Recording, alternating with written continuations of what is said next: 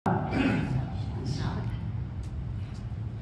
ketika mohon maaf ya, ketika kita tidak hadir sholat subuh di masjid berjamaah, itu membahayakan.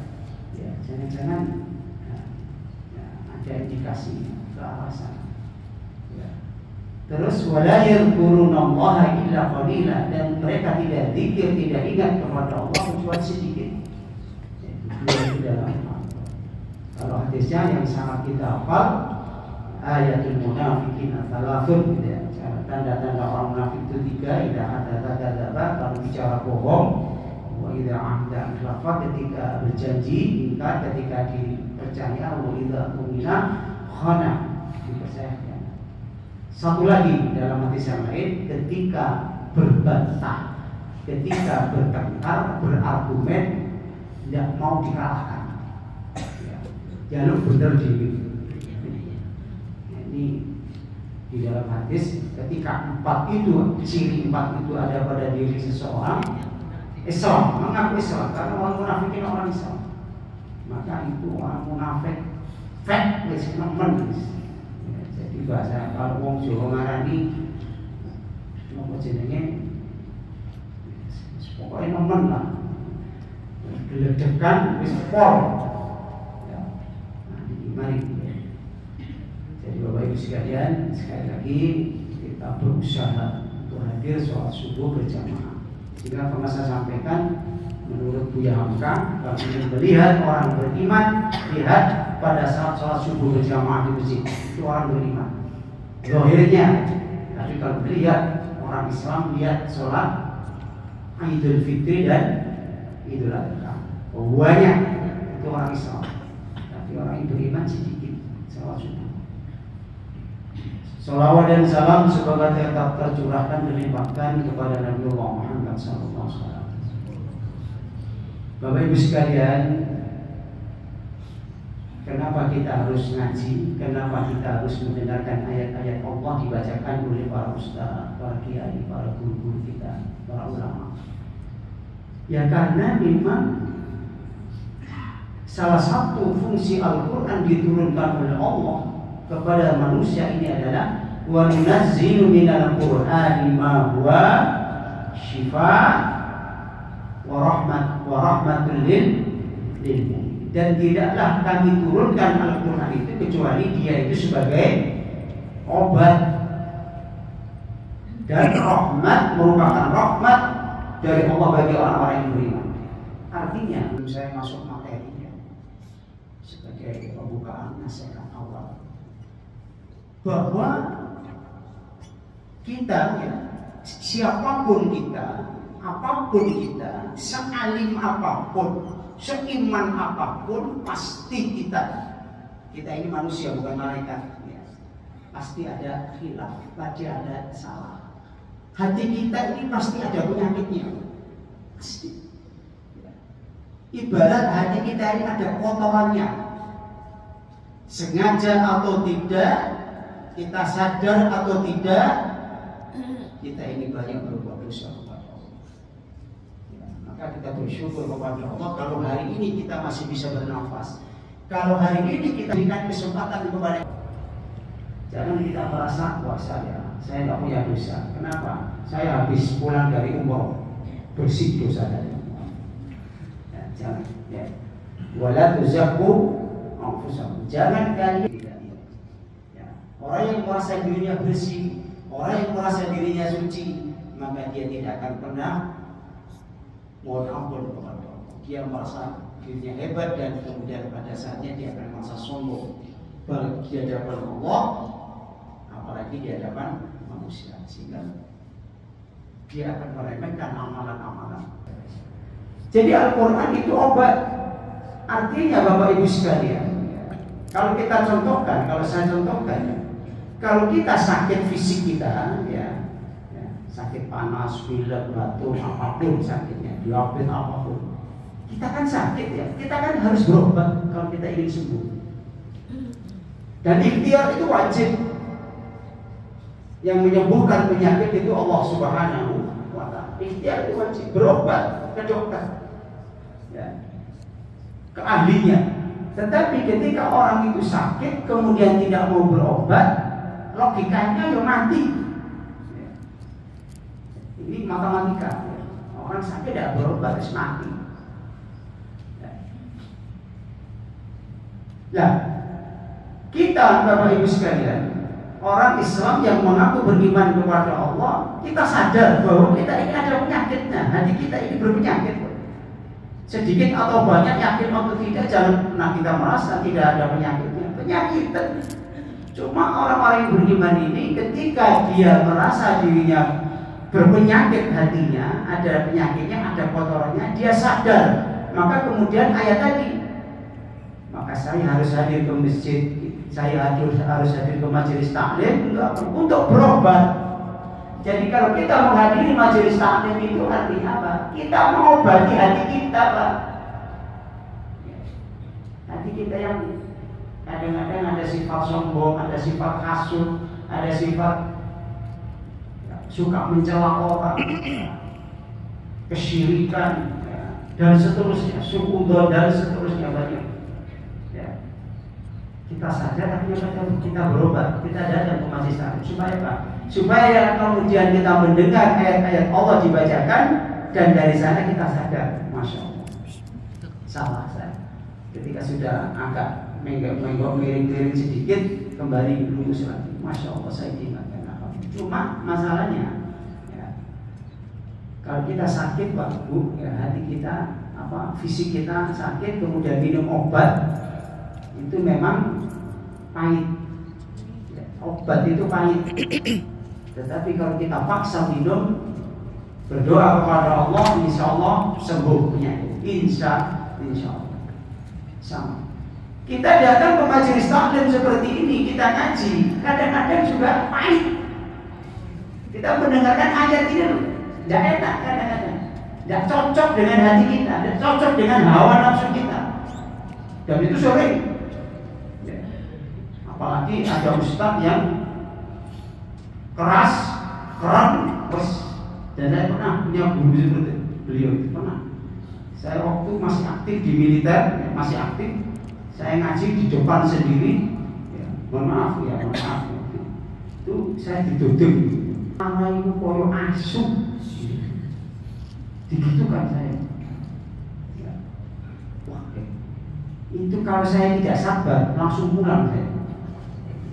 Terus diterangkan begini, tentara itu kalau tidak ngerti agama, kalau tidak ngerti, tidak punya akidah, itu digambarkan seperti anjing itu apa? Kalau ketemu komandan temannya meret-meret, ibu hormat, tapi ketemu wong sing gak kenal, dikejar, dijubuki,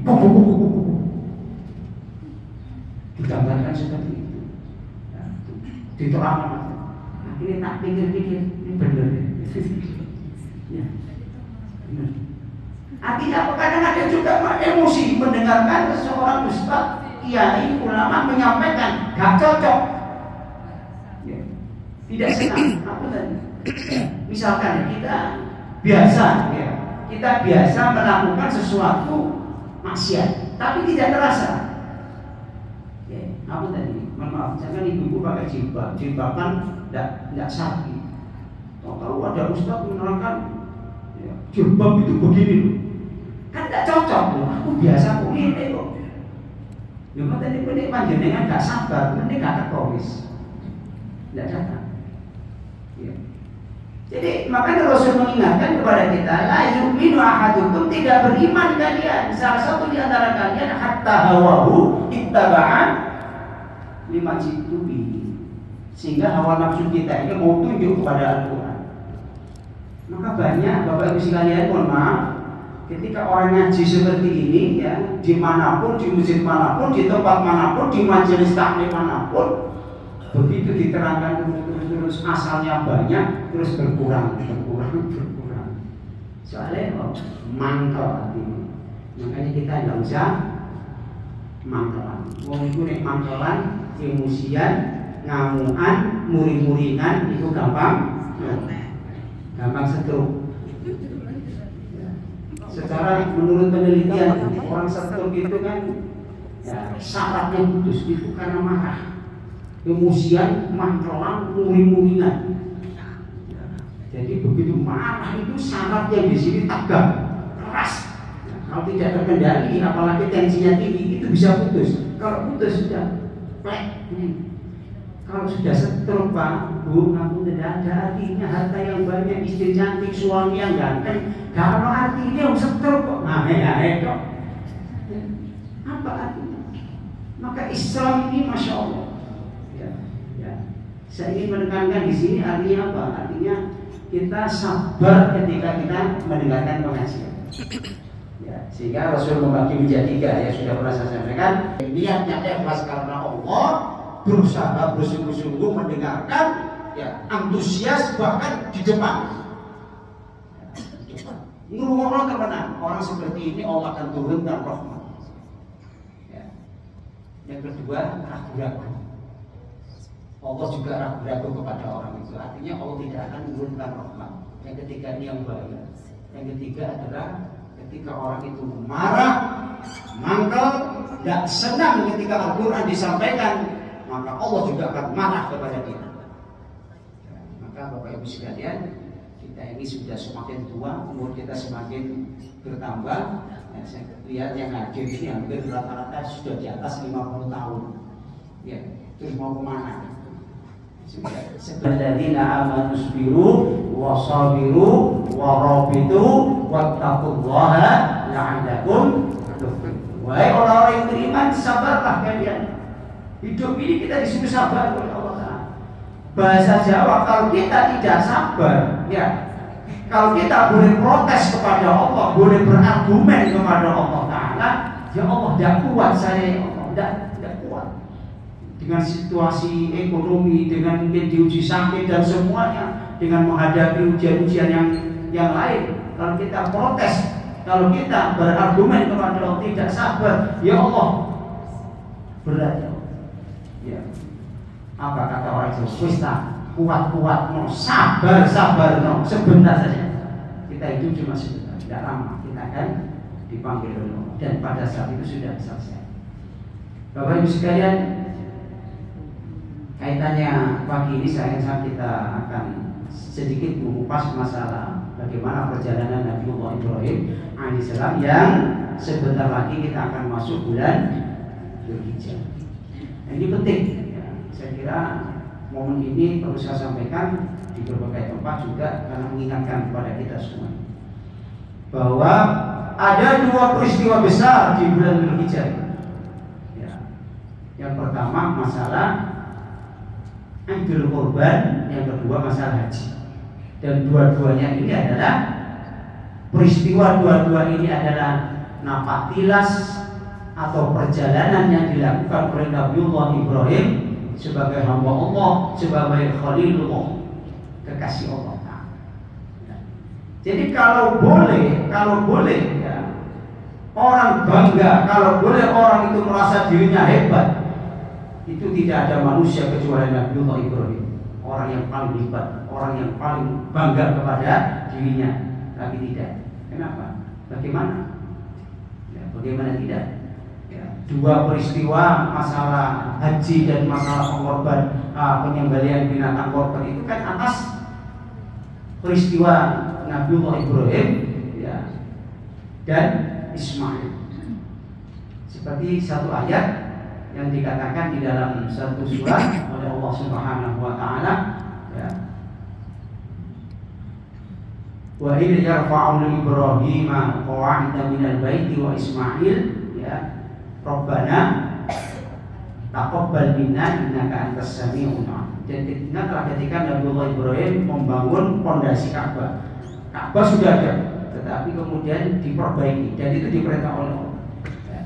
Yang kemudian di akhirnya ketika Nabiullah Ibrahim dan Ismail membangun kembali Ka'bah itu, kemudian beliau berdoa, Rabbana taqabbal minna innaka antas samiul alim. Ya Allah, terimalah apa yang sudah aku persembahkan kepadamu. Selesai. Jadi oh, karena saya Ka'bah itu, karena saya manusia datang tidak. Nabiullah Ibrahim berdoa, selesai beribadah, selesai melakukan perintah Allah, dia berdoa, Rabbana taqabbal minna ya Allah terimalah saja. Nah, ini. Maka ada dua ya, yang kita ambil pelajaran dari sosok Nabiullah Ibrahim alaihissalam. Yang pertama adalah keikhlasan Nabiullah Ibrahim alaihissalam ya, sebagai hamba Allah. Yang kedua adalah Nabiullah Ibrahim alaihissalam itu lebih mencintai Allah dari semuanya, termasuk istri dan anak-anak. Ya. Jadi peristiwa haji ya, yang sekarang ini mulai dulu sampai sekarang ya, bagaimana manusia datang, seluruh umat manusia yang punya kemampuan, walillahi 'alan nasi hijjul baiti man istata'a ilaihi sabila, datang ke Baitullah untuk memenuhi panggilan Allah. Ya. Fenomena yang kita lihat, manusia datang menghadap kepada Allah, memenuhi panggilan Allah Subhanahu wa taala. Kalau kita lihat Bapak Ibu sekalian, biayanya banyak Pak. Ya, sekarang berapa? Benar Pak? Haji 60-an ya, 60 ke 50. Kalau kita lihat ada yang Masya Allah, seorang pemulung. Artinya hamba Allah, orang-orang Islam yang beriman ini berusaha untuk memenuhi panggilan Allah ke sana. Berusaha luar biasa. Ada apa? Ya.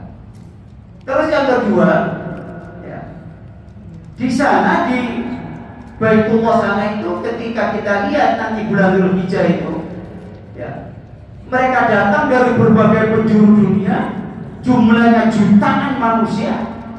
Ketika sudah datang, ketika sudah mikot, kemudian dia talbiyah labbaik Allahumma labbaik, dia memakai pakaian ihram, seluruh manusia yang hadir berpakaian ihram, pakaian putih-putih. Ya. Tidak ada di sana kejahatan, tidak ada keributan, tidak ada demo, tidak ada. Padahal jumlahnya manusia sekian banyak. Itu artinya apa? Kalau kita tangkap dari pelajaran orang yang menunaikan ibadah haji seluruh dunia hadir di sana itu, Islam itu satu Pak. Ini harus barangkali kita renungkan kembali. Ya. Islam satu, tidak ada di sana bertengkar, itu tidak ada. Dan itu dilarang pertengkaran wala fusuq wala jidal fil hajj. Tidak boleh berbuat fasik yang kaitannya dengan masalah pornografi, seks, tidak boleh hal, dan tidak boleh bantah-bantahan, tidak boleh. Dan ternyata di sana begitu. Ya. Jadi orang-orang yang menunaikan ibadah haji itu rukun, sekalipun yang satu tinggi besar hitam, ambune kau pecut, ya memang gak enak. Yang satu pendek, ya, orang Indonesia kecil-kecil di bawah ketiaknya, yang kemudian gak muring-muring. Sholat juga begitu, sing dijok-jok, ya benar. Orang sing kena bokok kayak gitu, mana? Nah, tidak ada emosi. Ini pelajaran yang luar biasa. Artinya apa? Umat Islam itu satu, Pak. Ya. Pakaiannya sama, putih. Ya. Datang ke Baitullah, memenuhi panggilan Allah yang sama. Talbiyahnya sama, labbaik Allahumma labbaik, labbaik la syarika laka labbaik. Innal hamda wan ni'mata laka wal mulk la syarika lak. Sama diucapkan. Dan ketika orang itu talbiyah, ya, itu Masya Allah, asalnya itu keras Pak. Labbaik Allahumma labbaik, labbaik la syarika laka labbaik. Kita datang dari tempatnya masing-masing, negara masing-masing, dari bis menuju ke Mekah dan seterusnya. Lama-lama hilang suara itu Pak, tinggal kesesatan, nangis. Artinya tidak ada di seluruh dunia ini tempat manapun yang dikunjungi manusia kemudian seperti itu. Berusaha dengan biaya yang banyak, sekalipun kadang sakit, sekalipun sudah tua berangkat, tidak ada. Dari apapun, dari organisasi manapun, dari agama apapun, tidak ada. Jadi nangis, ingat kepada Allah, ingat dosa-dosa. Itu artinya Bapak Ibu sekalian, sekali lagi pelajaran yang kita ambil adalah umat Islam itu satu. Ya. Sebagaimana saya bayar, bahwasanya umat Islam adalah umat dan wahidatan, umat yang satu. Artinya jangan ada di antara kita ya, begitu kita keluar pulang ke tanah air kita masing-masing negara, jangan ada pertengkaran di antara umat Islam, jangan ada saling hasud di antara umat Islam, jangan ada saling membenci di antara umat Islam, jangan. Ya. Ingat waktu di sana bahwa ketika ada umat Islam saudara kita salah ya, jangan diviralkan. Ya. Ya, jadi ketika ada saudara kita, teman kita saja di WA saja diwabri, aku ya. Satu contoh sering saya sampaikan, karena mengungkap kejelekan orang lain, ya memberitahukan. Nah, jadi saudara kita punya salah, aib, kemudian kita sebarkan, itu tidak boleh, haram.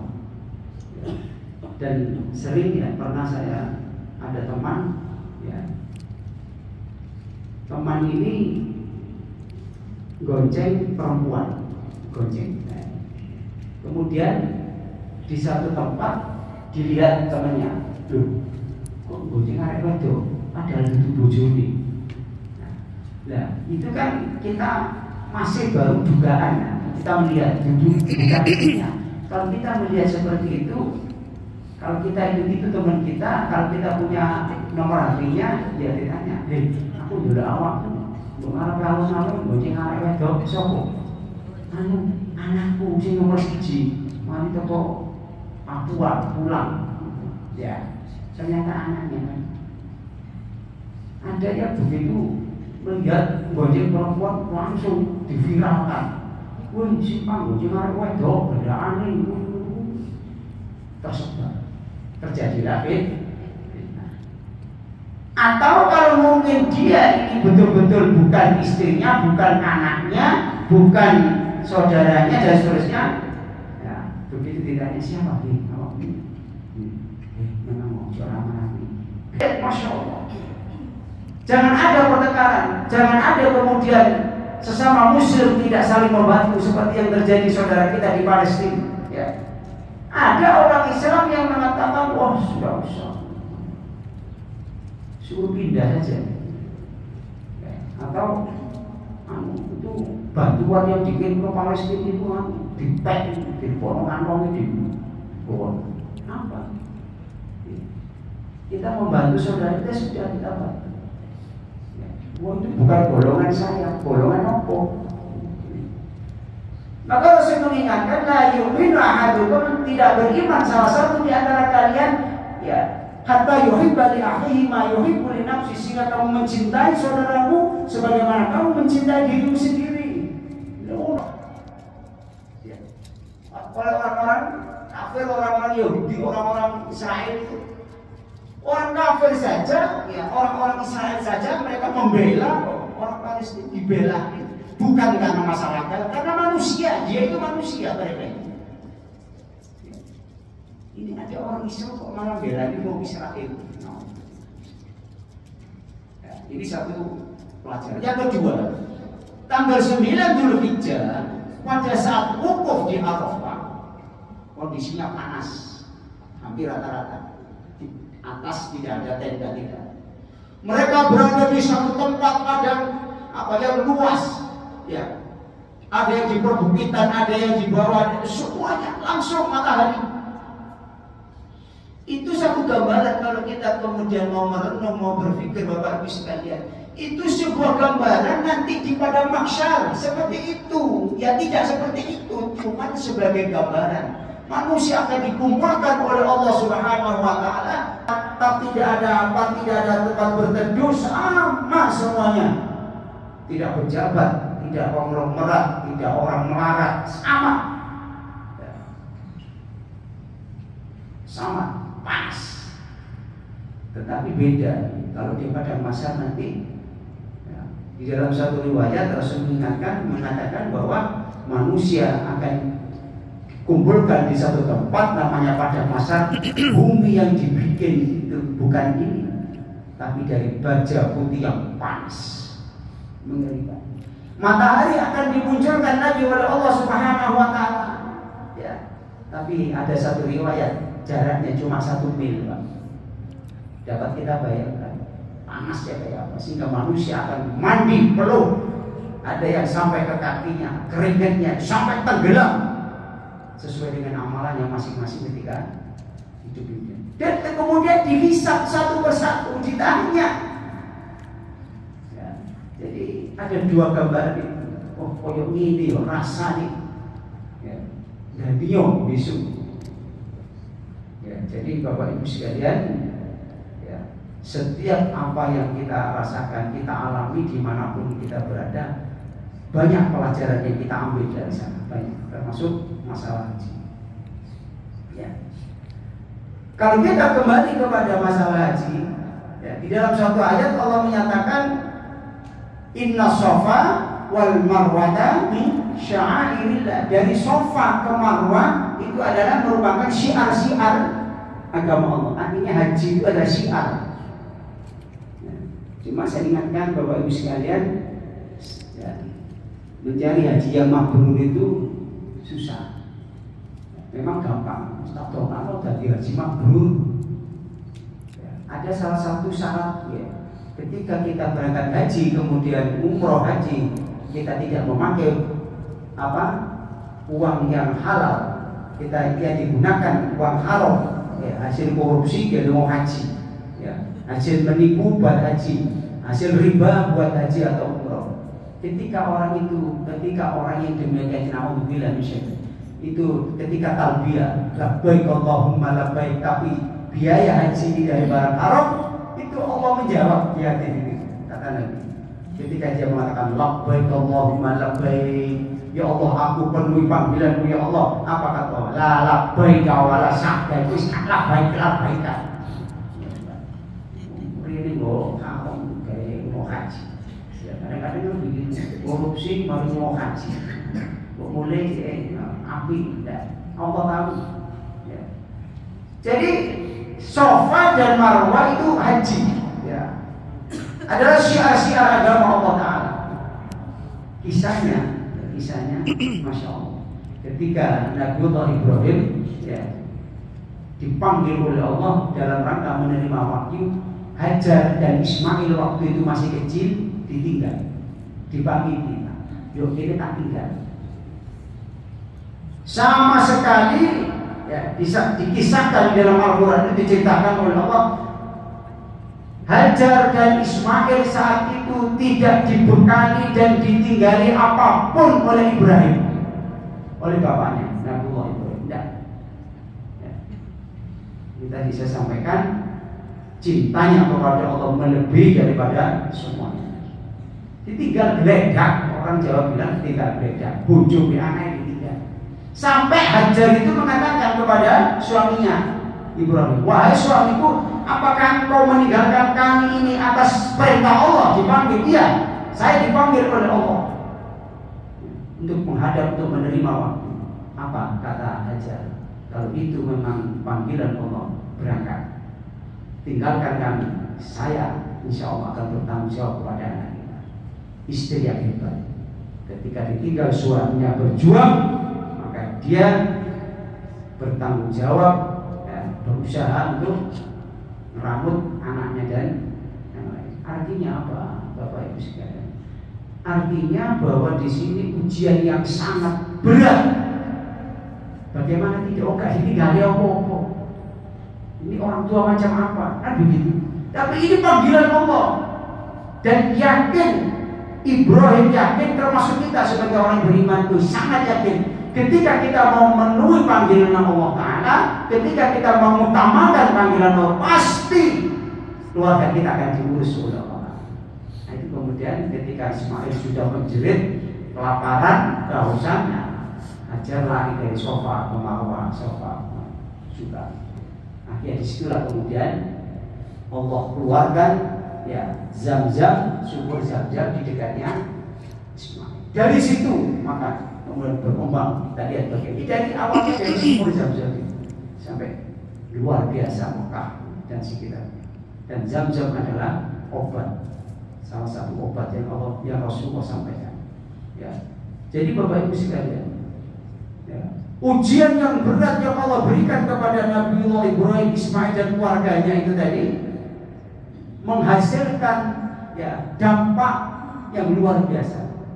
Bagaimana kemudian kita lihat manusia seluruh dunia ya, datang berbondong-bondong ke sana, dan ketika orang datang ke sana itu masya Allah perputaran uang ya, dan seterusnya itu masya Allah ya, yang ada di sana ya, di Mekah dan sekitarnya itu adalah merupakan hasil daripada bagaimana Nabiullah Ibrahim diuji oleh Allah yang tadi saya sampaikan, wa idzi batala Ibrahim rabbuhu bikalimatin fa'atammahun, dan ingatlah ketika Allah menguji Nabiullah Ibrahim dengan perintah-perintah tadi itu, tapi kemudian Ibrahim menyempurnakan.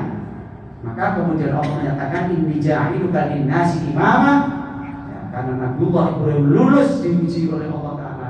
Allah angkat derajatnya Nabiullah Ibrahim sebagai imam, sebagai pemimpin dunia ya, diangkat derajatnya oleh Allah Ta'ala. Maka seluruh agama di muka bumi ini kenal kepada Ibrahim ya, kalau di Kristen Ibrahim itu jadi Abraham ya, Ibrahim jadi Abraham, terserah. Tapi mereka mengakui. Tapi kalau Rasulullah Muhammad SAW mereka tidak senang, mereka hapus ya. Diangkat itu artinya Ibrahim itu jadi contoh seluruh manusia, apalagi umat Islam ya. Kemudian Bapak Ibu sekalian, Nabiullah Ibrahim alaihissalam sudah tua, renta, istrinya mandul, tidak punya anak, tetap dia berdoa kepada Allah, Rabbi habli minas shalihin, ya Allah berikan anak yang soleh, tetap berdoa. Padahal logikanya tidak mungkin punya anak, masih sepuh, istrinya mandul, tapi tidak. Allah berbuat apa saja, Allah berbuat seadanya, berdoa, akhirnya diberi anak. Di saat anaknya sudah menginjak dewasa, sudah lucu-lucunya, datang perintah Allah untuk menyembelih. Nah ini kisah penyembelihan binatang kurban ya. Jadi Bapak Ibu sekalian, sekali lagi Nabiullah Ibrahim alaihissalam lebih cinta kepada Allah ya. Perintah melalui mimpi seorang nabi itu adalah perintah, itu adalah wahyu, dilaksanakan ya. Kalau orang bilang ini Ibrahim ini gila, anaknya sendiri mau disembelih, tidak, ini perintah Allah Ta'ala. Dan dibalik perintah yang berat, yang sulit ya, yang sangat berat itu pasti ada hikmah, pasti, yakin, termasuk kita semuanya. Ketika kita diuji oleh Allah Subhanahu wa ta'ala, apapun bentuk ujian itu, ketika kita sabar, di balik itu pasti ada hikmah yang luar biasa. Apa? Kemudian dilaksanakan. Dipanggil anaknya, ya bunayya, wahai anakku sini nak Ismail. Ini satu contoh keluarga yang masya Allah, yang luar biasa. Antara bapak dan anak sama-sama taat kepada Allah. Anaknya diajak bicara, nak sini nak. Ya bunayya ini arafil manam. Sesungguhnya saya tadi malam itu mimpi. Ya, ya. Ani adbauha, bahwasanya aku ini tidak menyembelih kamu. Fanzur mada, maka bagaimana pendapatmu? Artinya anak dijak ngomong, dijak komunikasi. Ya. Sebagai anak yang soleh, ya, Ismail saat itu masya Allah masih kecil. Apa kata dia? Ya abadi, wahai bapakku, if'al ma kerjakan apa yang kau diperintahkan oleh Allah. Satajiduni insyaallah minas sabirin. Semoga kau dapatkan aku menjadi anak yang sabar. Sebelah itulah dibalik itu kemudian Allah kirim malaikat Jibril datang membawa seekor kibas. Ismail diganti seekor kibas. Dampak dari peristiwa itu, penyembelihan Nabiullah Ibrahim menyembelih anaknya yang kemudian diganti kibas, yang kemudian disyariatkan oleh Rasulullah kepada umatnya untuk berkorban. Apa dampaknya? Seluruh manusia, seluruh dunia, tanggal 10 Dzulhijjah, 11 dan 12, 11, 12 dan 13 hari-hari tasyrik itu hampir seluruhnya makan daging ya. Bahkan ada yang dikemas kemudian dikirim ke negara-negara miskin, negara-negara muslim. Kalau Bapak Ibu sekalian di sini, mohon maaf, tiap hari makan daging atau seminggu sekali makan daging, sapi atau kambing atau 1 bulan sekali, ada orang yang makan daging itu ngenteni kurban. saking kan duwe ada ya risiko ini korban. Nah mereka seperti ini yang harus kita. Itu dampak dari peristiwa yang sulit, yang pahit, yang berat ketika Nabi Ibrahim diperintahkan untuk menyembelih itu sebagai ujian. Dampaknya kemudian disyariatkan. Yang kemudian mohon maaf kita tidak disuruh menyembelih anak, tapi seekor binatang kurban. Maka jangan sampai Bapak Ibu sekalian, kita yang Allah berikan kelebihan, kemampuan bisa menyembelih binatang kurban, kambing minimal satu keluarga, minimal seekor kambing minimal setiap tahun. Ya, karena kadang orang Jawa bilang, kan nggak korban, aku semai korban, wingi, saya ini meneng. Saya suami, istri, anak loro, papat, berarti 6 tahun terus hari. Korban itu tiap tahun. Gitu. Ya, masuk tahun korban perasaan, coba korban kambing, korban perasaan. Jangan pernah kita merasa saya tidak mampu. Oh, Allah tahu. Kita mampu atau tidak, Allah tahu. Maka Rasul mengingatkan, man kana lahu sa'atan. Barang siapa yang dia diberikan Allah keluasan rezeki. Keluasan rezeki bukan berarti banyak, tidak. Dia mampu. Ayyudahi falam yudahi. Dia mampu menyembelih binatang korban, tapi tidak dia lakukan.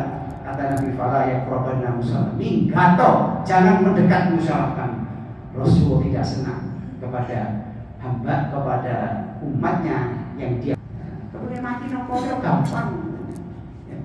Bagaimana? Ya wong itu bendina ya umroh hampir tiap bulan itu. Sama kita sholat, pulang sholat masa dijeluk pak sholat. Itu satu amalan. Ya. Jadi jangan kita merasa, oh saya haji, saya harus di depan di dunia, wah harus dihormati, ya tidak sama, ya. Nah, ini istri saya itu pernah temannya barusan umroh, terus dipanggil, namanya Zaidah, ya, sini puji orang di depanmu tentang amalanmu, ambil pasir sirat norai ini. Kenapa? Memuji orang di depan jatuh karang, ya. Artinya jangan kita melakukan memuji orang, tidak ada orangnya, ada apa-apa. Ya. Baik, saya kira ini setengah 6, ada kurang 2 menit, 3 menit, barangkali ada yang disampaikan.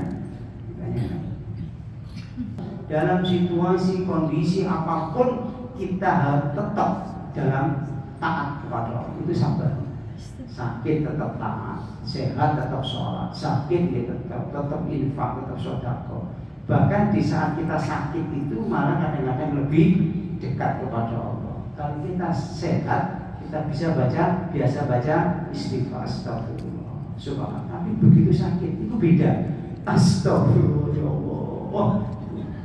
Jadi betul kita mantap teman, karena sakit. Tapi ada orang sakit itu tambah gak istighfar, tambah ngamungan dia. Kalau tambah 10 menit, tambah 10 menit. Artinya apa? Artinya ya orang sakit itu kelihatan hasilnya. Kalau dia orang yang beriman, orang yang ahli zikir, ahli baca Quran, maka di saat dia sakit itulah hasil. Dia sabar. Tapi kalau orang udah banyak orang yang sakit tambah usia. Ya, saya pernah di rumah sakit ya, kontrol ya, melihat seorang laki-laki disuruh sama istrinya digeledek di kursi roda. Sudah tua. Pada tua ini, akhirnya di rumah sakit itu ngamuk simulangan nih Pak, murid tok, berumur ngakeh. Semua ini dokter ini akhirnya dia sakit, ya itu kelihatan hasilnya. Lah istrinya ini kan izin, gitu. Malu, suaminya tahu semua ini akhirnya si wedok murid bisa nyocok kayak tak buat kali loh. Ngocok seperti jadi lantai karuan, murid dong mau tak buat nakal. Dengan sabar ketika suaminya sakit, suaminya sabar ketika itu. Di saat suami seperti itu yo, mau jadi bodoh kali, mau jadi bijak.